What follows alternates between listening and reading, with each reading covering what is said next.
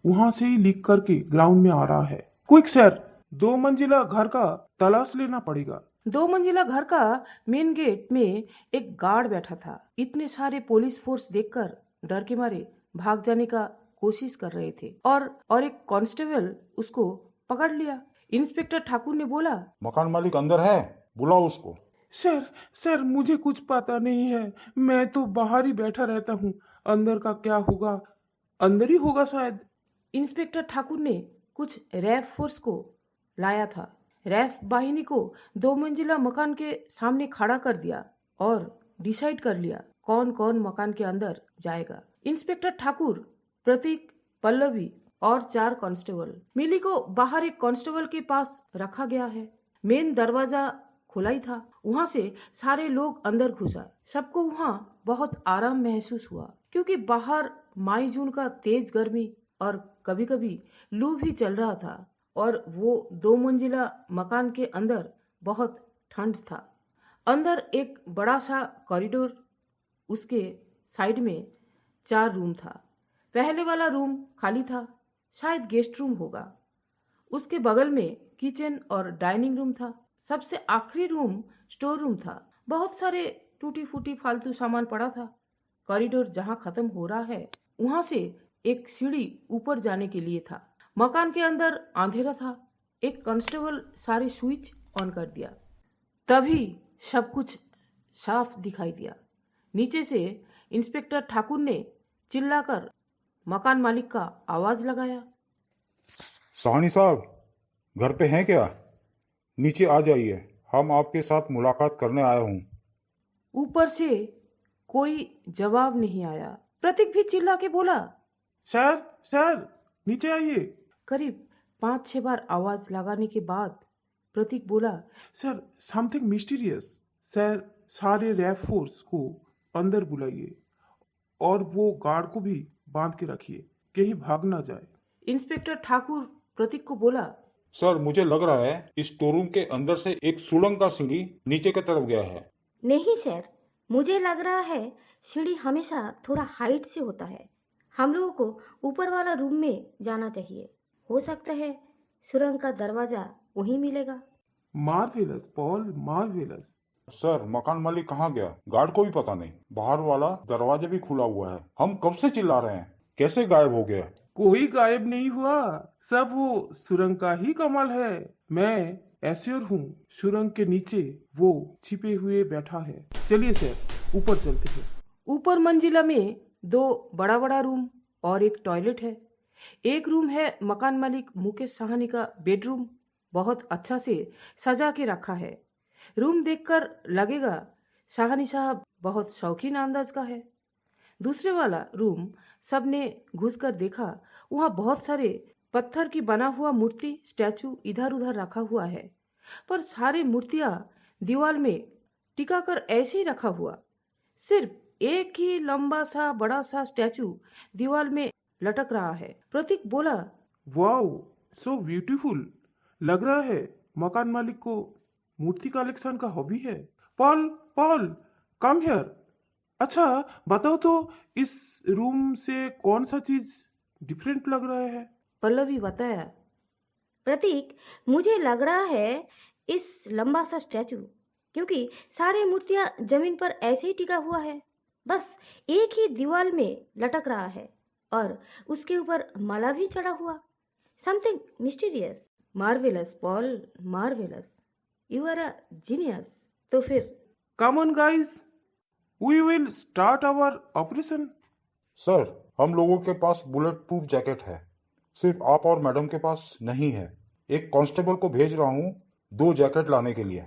और एक बात, आपको 2-4 हैजाक लाइट का इंतजाम करना पड़ेगा, क्योंकि सुरंग के नीचे जम के अंधेरा होगी। सारे सामान थाने से उस 2 मंजिला मकान में पहुंच गया। अब शुरू हुआ सुरंग का सीढ़ी ढूंढने का काम। प्रतीक इंस्पेक्टर को बोला, दीवार का लटकते हुए स्टैचू को खोलना है। चलिए काम शुरू करते हैं। प्रतीक और इंस्पेक्टर ने स्टैचू को आगे की तरफ खींचना शुरू किया, पर वो स्टैचू इतना भारी था 2 आदमी मिलकर भी हिला नहीं पाया। सर नहीं। नहीं हिला है, नहीं हिला है। बहुत मोटी स्किल से ठोकर स्टैचू लगाया गया। ऐसे उकड़ेगा नहीं। सर, एक रेंज मिलेगा? इंस्पेक्टर एक कांस्टेबल को थाने में भेजा रेंज लाने के लिए। जब वो रेंज आया तब दो कांस्टेबल मिलकर रेंज से कील उखाड़ने का काम शुरू कर दिया। इतना कस के वो कील लगा हुआ था, दोनों कांस्टेबल पसीना पसीना हो रहे थे। आखिरकार वो कील दीवार से उखाड़ के लाया।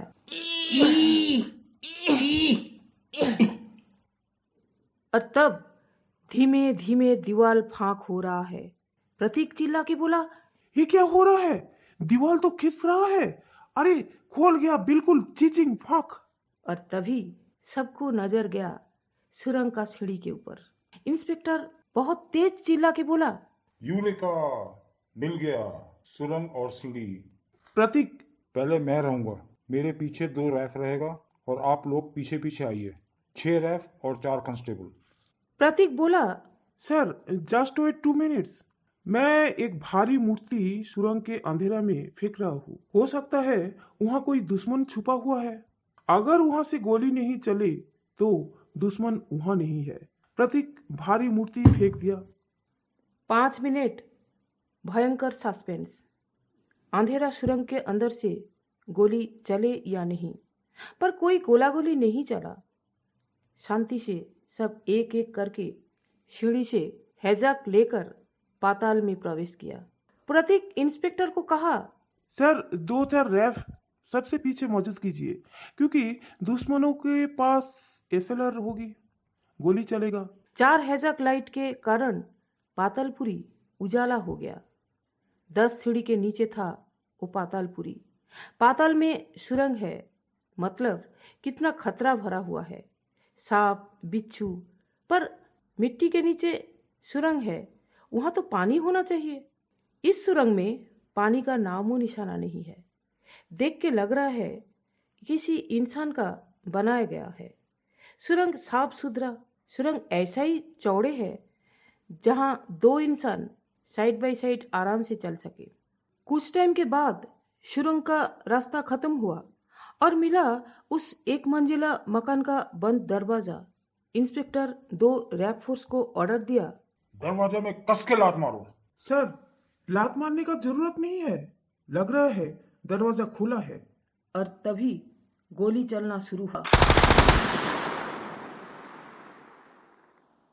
सर नीचे से गोले आ रहे हैं। सर नीचे से गोले आ रहा है। Down down, everybody be careful, down. Sir लग रहा है दरवाजे के पीछे कोई मशीन गन चला रहा है। मैं छाती में चलकर पीछे तरफ जाता हूँ। सर इसको अकेला मत छोड़िए, सारे रैप फोर्स को छाती में चलकर फायर करने के लिए बोलिए। ओके, ऐसा सही रहेगा। कम on guys, come on, Fortune favour the brave. Please do together, all together, fire.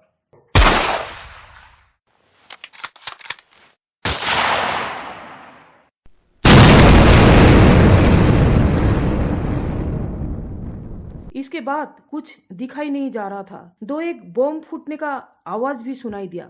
धुआं में जैसे लग रहा है भूकंप हो रहा है। उसके साथ चल रहा था गोलाबारी।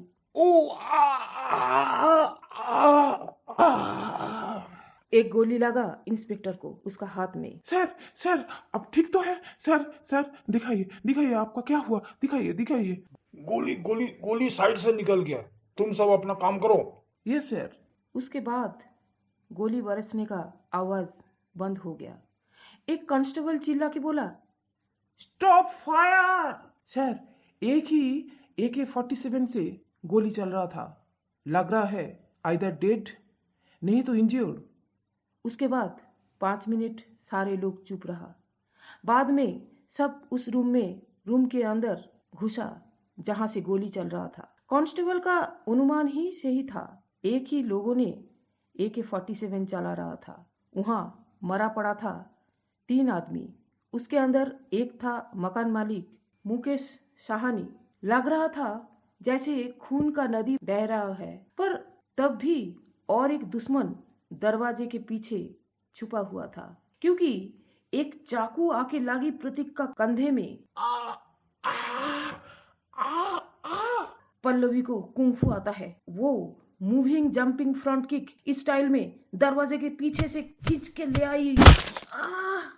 एक लेडी को 2-4 किक मारकर जमीन पर गिरा दिया और वो लेडी बेहोश हो गया। बहुत बड़ा था वो रूम। तलाशी के बाद पुलिस को मिला 10 9mm पिस्तौल, 15 drill machine, 17 polish machine, 10 lathe machine के साथ 50 लाख कैश। और रूम के एक कोने में मिला 50 पेटी, जिसके अंदर था जमशेदपुर स्टील फैक्ट्री से बनाया गया बहुत कीमती रॉ आयरन। इसी काम के लिए प्रतीक पल्लवी जमशेदपुर आया था, स्टील फैक्ट्री का चोरी पकड़ने के लिए। उसके साथ साथ ये सुरंग वाला काम भी मिल गया था।